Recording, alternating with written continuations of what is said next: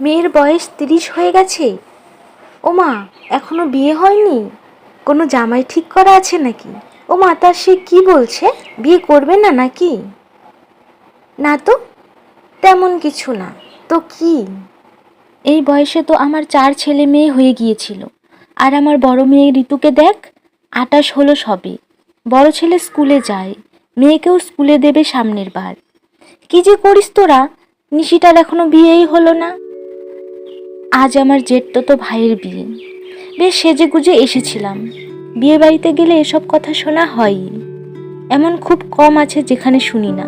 অনুষ্ঠানের মাঝখান থেকে বেরিয়ে এসেছি এমন অনেকবার হয়েছে। চাকরি করি, বেশ ভালো স্বভাব নিয়ে চলছি এখনো। মা বাবার আমাকে নিয়ে মাথা ব্যথা নেই তেমন। মা বলে, তোর জীবন, তোর যখন যা সিদ্ধান্ত। অবশ্য এতেও মানুষের আপত্তি। সবাই আসলে মায়ের মুখের দিকে চেয়ে থাকে, যেন মা একটা দীর্ঘশ্বাস ফেলে বলবে, আমার মেয়েটার জন্য একটা ভালো ছেলে খুঁজে দাও না। সেটা করে না যে, সেটাই তো হলো সব থেকে বড় সমস্যা। একসাথে বড় হওয়া কাজিন সবারই বিয়ে হয়ে গেছে, কারো একটা তো কারো দুটো বাচ্চা। মামা কাকারাও বিয়ে করে মামি কাকি এনেছে। তারা হাসির ছলে বলে, কখন যে একটা বিয়ের দাওয়াত পাবো তোমাদের বাড়ি থেকে। তোমার বিয়ে হতে হতে আমার মেয়ের না বিয়ে হয়ে যায়। আমিও হেসে বলি, তাহলে তো ভালোই হয়, আপনার মেয়ের বিয়ের সময় অন্তত একটা বোন অবিবাহিত থাকবে, তাই না? অনেকের আবার এই ধারণা, আমার কারণে ভাইয়ের বিয়ে হয় না। আমার ছোট বোনটারও বিয়ে আটকে আছে আমার জন্য। কিন্তু এমন কিছুই না আসলে। আমার ছোট বোনটার এখনো ক্যারিয়ার শুরুই হলো না। কেন যে এত মাথা ব্যথা ওদের, কি অদ্ভুত। আমাদের বাসায় কারোর এইসব ব্যাপারে তেমন মাথা ব্যথা নেই। মাস দুয়েক হলো বাবা মারা গেল। সবার কিন্তু বাবার অসময়ে চলে যাওয়াটা দুঃখের বিষয় মনে হলো না। দুঃখ এই যে বাবা মেয়েদের বিয়ে দেখে যেতে পারলো না, নাতি নাতনি দেখতে পারলো না।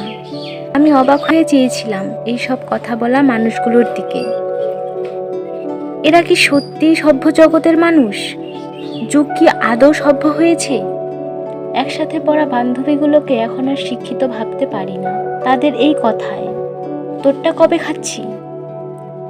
মাকে যখন এক দিদিমা এইসব কথা শুনিয়েছিল, আমি গিয়ে হেসে বলেছিলাম, তো দিদিমা, তাড়াতাড়ি বিয়ে হয়েছে আপনার, বাচ্চার মা হয়েছেন, দিদিমাও হয়ে গেলেন, তো তাড়াতাড়ি স্বর্গবাসী হচ্ছেন না যে? দিদিমা মুখ ভেঙিয়ে চলে গেল। মা আমার দিকে রেগে মেগে তাকিয়ে রইল। আমি মায়ের কাঁধে হাত রেখে বললাম, চুপ থাকো কেন? একবার এক বিয়ের সময় নতুন বউ এসেছে, সবাই তাকে নিয়ে ব্যস্ত, সবাই যে যার মতো খুশি, ছবি তুলছে, হাসছে, শাড়ি গয়না দেখছে। কোথাও গেলে এই ব্যাপারটা আমাকে স্বস্তি দেয় যে আমাকে নিয়ে কারোর কোনো মাথা ব্যথা নেই। কিন্তু আমার শান্তি কি কারো সহ্য হয়? কিছু কালিকের বউয়ের সাথে দেখা হলো, সাথে পেয়ে গেলাম বেশ কিছু বান্ধবী। অবশ্য সবাইকে এখন মামি কাকিদের দলে ফেললেই চলে। আড্ডা চলছে বেশ দমিয়ে। কার শাশুড়ি কেমন, কার জামাইয়ের কার সাথে পরকীয়া চলছে, কার বাচ্চা খায় না, কতবার সুজি দেওয়া হয়, 4 দিন নাকি 6 দিন পর বাথরুম করে বিছানায়, এইসব। বাচ্চা পালা কত কষ্ট। সারা দিন রাত এক করে দিয়ে বাচ্চা পালতে গিয়ে নিজের শখ আহ্লাদ বলতে কিছুই রইল না আর। হিমু বলে, আজ আসার সময় তো কোনো রকমে শুধু শাড়িটা জড়িয়ে এসেছি। মুক্তা বাঁকা মুখে বলল, দেখ নিশি কত ভালো আছে, জামাই নেই, সংসার নেই, বাচ্চাও নেই, এখনো কি যুবতী সেজে ঘুরে বেড়াচ্ছিস? আমি চুপ করে আছি। ওরা ভাবছে এতে আমাকে আঘাত করতে পারছি, তাই কেউ কেউ সমবেদনার ছলে বলছে যে বয়স বেশি হলে বেবি হতে সমস্যা, বুঝেছিস? আমার এক কাকির দেরিতে বিয়ে হয়ে বাচ্চাই হলো না। অন্যজন বলে, আর এখন ভালো ছেলে পাওয়াই দায়। ভালো স্যালারি পাওয়া ছেলেগুলো তো অনার্সের মেয়ে খোঁজে। তোর তো সে সব শেষ, চাকরিও করছিস, ভগবানের নামে করে ফেল। এইবার আমি মুখ খুললাম। ভগবান মানিস তাহলে? ভগবানের ইচ্ছেতেই তো সব হয়।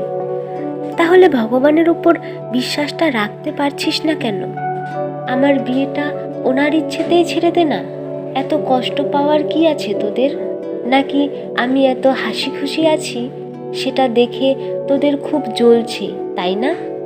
আচ্ছা মুক্তা, তোর বিয়ে হলো কত বছর যেন? কেন 10 বছর?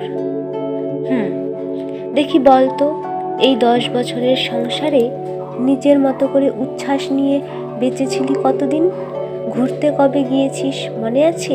সেই বিয়ের পর নিয়ে গেল বেড়াতে, তাও দিনরাত হোটেলে কাটিয়ে 3 দিনের দিন ফিরে এলি। সমুদ্র দেখা তো তোর আর হলো না। আচ্ছা, তোর জামাই কি জানে তোর সারা রাত জ্যোৎস্নার সমুদ্রের পাড়ে বসে রাত কাটানোর শখ আছে? কিংবা কোনো পাহাড়ের কাছে দোলনা বেঁধে দোল খাওয়ার ইচ্ছে ছিল? জানে?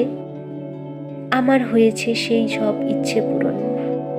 সবুজের কোলে ঘুরেছি, সমুদ্রের বালিতে শামুক কুড়িয়েছি কতবার। সেসব বাদ দে, বলতো 10 বছরের এই জীবনের সবচেয়ে স্মরণীয় 10টি ঘটনা। পারবি না, তাই না? শোন, আমার আছে প্রতি সপ্তাহে 10টি ঘটনা, যা আমার জীবনে নিত্য নতুন করে তোলে। 10 বছরে 1000বার ঘুরতে যাওয়া। বিশ্বাস কর, আমি খুব ভালো আছি রে। কি শাড়ি পরছিস? কারটা কত দাম? 18,000 টাকা। জানিস 18,000 টাকা ইনকাম করতে কত কি করতে হয়? গায়ে শাড়ি নয়, টাকা জড়িয়ে যে ভাব নিচ্ছিস যে আমার স্বামী দিয়েছে, তার কোনো মূল্য আছে কি নিজের কাছে? আর এই সালোয়ারটার দাম 3,000 টাকা। আমার কাছে এটাই উপার্জন। আমি আমার সব শখ আহ্লাদ মিটিয়ে নিচ্ছি, যাতে আমার মধ্যে কোনো আফসোস না থাকে। বিয়ে, সংসার, বাচ্চা সামলাতে নিজেকে শেষ করে দিয়েছিল এমন টাইপের কিছু। এতে কি হবে জানিস? তোদের মতো নিজের অপ্রাপ্তিগুলি নিজের সন্তানের গায়ে আদর্শ বলে চাপিয়ে দেব না। আমি ছেড়ে দেব তাদের নিজের মতো করে বাঁচতে। এই যে ভগবান আছে বলছিস, তিনি চাইলে হবে সন্তান, না দিলে কাকে দোষ দিব বল? তাছাড়া কত ছোটবেলায় বিয়ে হওয়ার পর অনেক মেয়েদের তো বেবি হয় না, এটা কার দোষ? আমি বলছি না যে অন্যরা বিয়ে করবে না, করুক না, আমাকে থাকতে দে না আমার মতো। অনেক কিছু পাওয়ার আছে রে জীবনে। শাড়ি গয়না স্বামী ছাড়াও 20 বছরে বিয়ে করে 40 না পেরোতেই মেয়ের বিয়ে দিয়ে পা জড়িয়ে শাশুড়ির বাংলা খুলে বসা আমাকে দিয়ে জাস্ট হবে না। 40 না পেরোতেই ছেলের বউয়ের সাথে সংসার খেলে নিজের অপ্রাপ্তিগুলি তাদের ইচ্ছের পথে দাঁড় করিয়ে সত্য করে আমি সার্থক মা বলতে পারি না, কখনোই পারবও না। যার সাথে জীবন কাটাবো সে প্রতিদিন রাতে কাজ সেরে বালিশ জড়িয়ে ঘুমোবে, আমার মনের খোঁজ নেবে না, আমাকে সম্মান করবে না, কোনো মূল্য দেবে না, এমন জীবনসঙ্গী চাই না রে। এমন জীবনসঙ্গী পেয়ে তোরা কতটা ভালো আছিস বলতো? নিয়েছে কোনোদিনও মনের খবর? নিয়েছে? দিয়েছে মূল্যায়ন? নাকি তুমি কি বুঝবে বলে এইসব বলেই থামিয়ে দিয়েছে? আমাকে সম্মান করবে, বিয়ে করে অধিকার মতো বউ নয়, আসলে অংশীদারির মতো মূল্যায়ন করবে। এমন কাউকে খুঁজে না পেলে আমি আরও 10 বছর অবিবাহিত থাকতে রাজি।